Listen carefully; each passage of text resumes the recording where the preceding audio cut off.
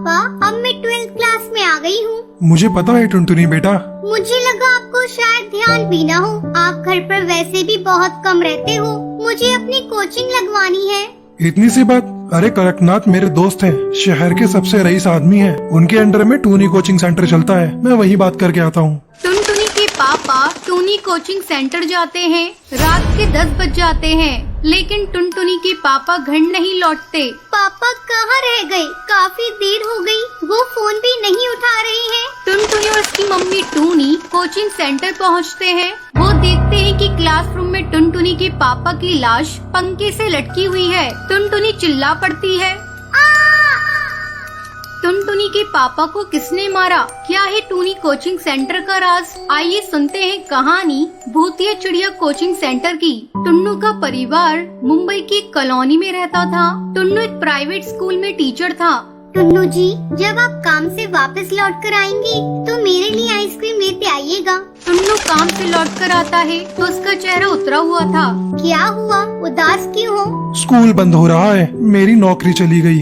आप एक coaching centre खोल लो, आपको साइंस पढ़ानी आती है और कोचिंग सेंटर में अच्छी कमाई भी है। मेरी कोचिंग वाली सहेली को देख लो, महीने में लाखों की इनकम है। टुन्नू एक प्लॉट खरीद कर वहाँ अपना कोचिंग सेंटर बनवाता है और उसका नाम रखता है टूनी कोचिंग सेंटर। टुन्नू बहुत मेहनत और लगन से अपने स्टूडेंट्स को पढ़ाता है, इसलिए कुछ ही दिनों में उसका कोचिंग अच्छा चलने लगा। शहर के सबसे बड़े बिजनेसमैन कड़कनाथ सेठ की टूनी कोचिंग सेंटर पर नजर पड़ गई। ये कोचिंग सेंटर अपना हो जाए तो बहुत प्रॉफिट होगा। एक दिन कड़कनाथ टुन्नू के घर पहुँचता है। टूनी कोचिंग सेंटर तुम्हारा ही है? हाँ जी बताइए। मैं कड़कनाथ हूँ, मेरा नाम तो सुना ही होगा। मैं चाहता हूँ तुम अपना कोचिंग सेंटर मुझे बेच दो। मैं इसमें फिजिक्स और केमिस्ट्री के टीचर भी रख दूंगा, मैथ्स तुम ही पढ़ाओगे। बस कोचिंग सेंटर मेरे अंडर में चलेगा। नहीं, मैं अपना कोचिंग सेंटर नहीं बेचूंगा। पूरे शहर में मुझे कोई ना नहीं कह सकता। जिस चीज पर मेरा दिल आ जाए मैं उसे खरीद कर ही रहता हूँ। कड़कनाथ रात में कुछ गुंडे टुन्नू के घर भेज देता है और टुन्नू के पूरे परिवार को मरवा देता है। कड़कनाथ टूनी कोचिंग सेंटर को अपने अंडर में कर लेता है। 2 साल बाद एक टीचर टूनी कोचिंग सेंटर में पढ़ा कर बच्चों की छुट्टी कर देता है। तभी वहाँ टीचर को 2 पक्षी टूनी और टुन्नू की आत्मा बेंच पर बैठी दिखाई देती है। टूनी की आत्मा टीचर का गला घोट कर उसे मार देती है। अगले दिन कड़कनाथ कोचिंग पहुँचता है और CCTV देखता है टूनी का पूरा परिवार का भूत टीचर को मार रहा है।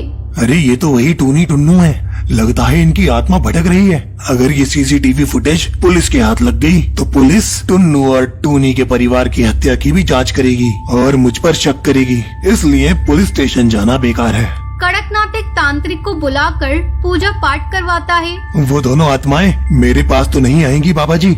नहीं, तुम निश्चित होकर सो जाओ। कड़कनाथ रात में बिस्तर पर सो रहा था, अचानक उसकी आंख खुलती है तो एक कड़कनाथ जालिम, तुझे जरा भी शर्म नहीं आई? लालच की वजह से तूने हमारे परिवार को बर्बाद कर दिया। मैं तुझे कभी छोड़ूंगी नहीं, तुझसे बदला लेकर रहूंगी। मुझसे गलती हो गई, मुझे माफ कर दो।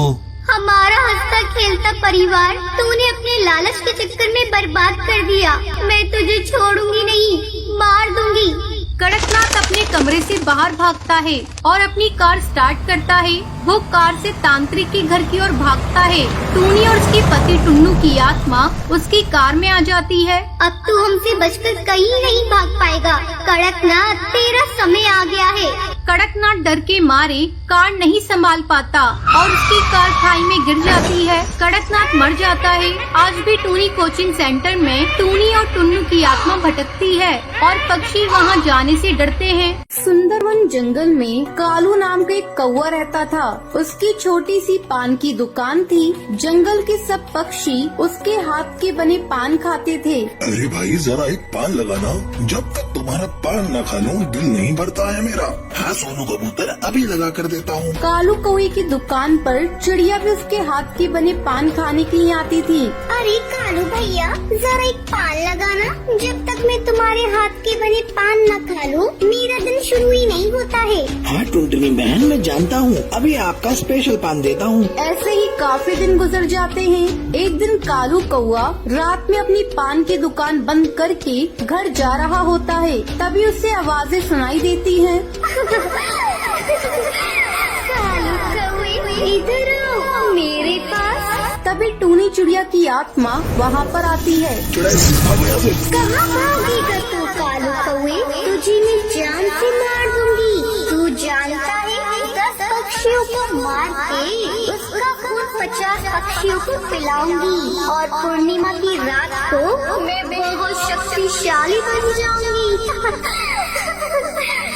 ये कहकर वो कालू कौवे को मार देती है। 3 दिन तक कालू कौवे की पान की दुकान नहीं खुलती है। ये देखकर सोनू कबूतर चीकू चिड़ा से कहता है, अरे भाई कालू कौवे को क्या हो गया है? 3 दिन हो गए उसने अपनी दुकान खोली ही नहीं। हाँ भाई, मुझे लगता है उसे कुछ जरूरी काम होगा। अगले दिन चीकू चिड़ा पान की दुकान पर आता है। उस दुकान पर एक सुंदर सी चिड़िया खड़ी होती है। तुम कौन हो? ये पान की दुकान तो कालू कौवे की है। जी मैं कालू कौवे की पत्नी हूँ। अच्छा, तुम्हें पान बनाना आता है या नहीं? हमें तो कालू कौवे के पान बहुत पसंद है। हाँ भैया, एक बार आप मेरा पान खाकर तो देखिए, आप कालू कौवे के पान भी भूल जाएंगे। अब टूनी चिड़िया पान में कत्थे की जगह खून लगाकर उन्हें खाने के लिए देती है। रोजाना टूनी चिड़िया सब पक्षियों को अपने हाथ के बने पान खिलाती थी। ये बात आग की तरह जंगल में फैल जाती है। अब पूर्णिमा की रात आ जाती है। आज पूर्णिमा की रात है, मुझे आज अपना शिकार चाहिए, तभी मैं शक्तिशाली हो पाऊंगी। इस जंगल पर सिर्फ मेरा ही राज होगा, कितना मजा आएगा। तभी उसे वहाँ पर एक चिड़िया आती हुई दिखाई देती है। चलो आ गई मेरी शिकार टुनटुनी। वो पेड़ के पीछे छुप जाती है और पीछे से टुनटुनी चिड़िया को पकड़ लेती है। कौन हो तुम? मुझे छोड़ो, क्यों पकड़ा है मुझे? सामने आओ, जाने दो मुझे। मैंने तुम्हारा क्या बिगाड़ा है? छोड़ दो मुझे। ऐसे कैसे छोड़ दो तुझे? मैं तुझे मार कर शक्तिशाली बन जाऊंगी और इस जंगल पर सिर्फ मेरा राज होगा। मैं ताकतवर चिड़िया बन जाऊंगी। तभी सोनू कबूतर और पक्षियों के साथ मशाल लेकर जादूगरनी को वहाँ ले आता है। ये क्या कर रही हो? छोड़ो मुझे, जाने दो। मुझे तुझ पर शक हो गया था, क्योंकि कालू कौवे की तो शादी हुई ही नहीं, तो तू उसकी बीवी कैसे हो सकती है? इस बात को दूर करो, मुझे पेड़ हो रहा है। हटो यहाँ से, वरना मैं तुम में से किसी को भी जिंदा नहीं छोड़ूंगी।